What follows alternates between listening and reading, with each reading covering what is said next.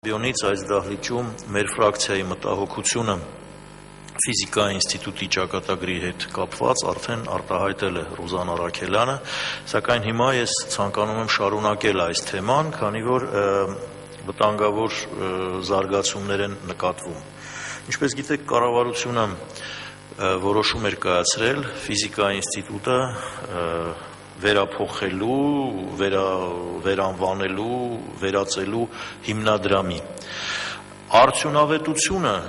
այդպիսի փոփոխության բացարձակապես ակնհայտ չէ, այսինքն նրանք, ում վստահված է այդ գործը անել, որոնք իմիջիայլոց ֆիզիկայի հետ շատ ավելի քիչ կապ ունեն, քան նույնիսկ ես,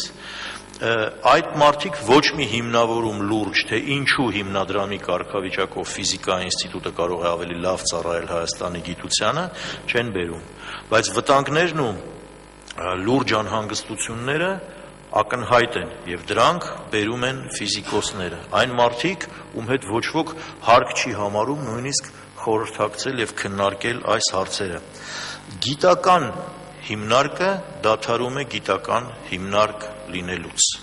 Իսկ այդ գիտական հիմնարկը Հայաստանի ոչ միայն պարծանքն է սովետական տարիների եւ այլն, բայց դա մեր գիտության եւ արտադրության հիմնական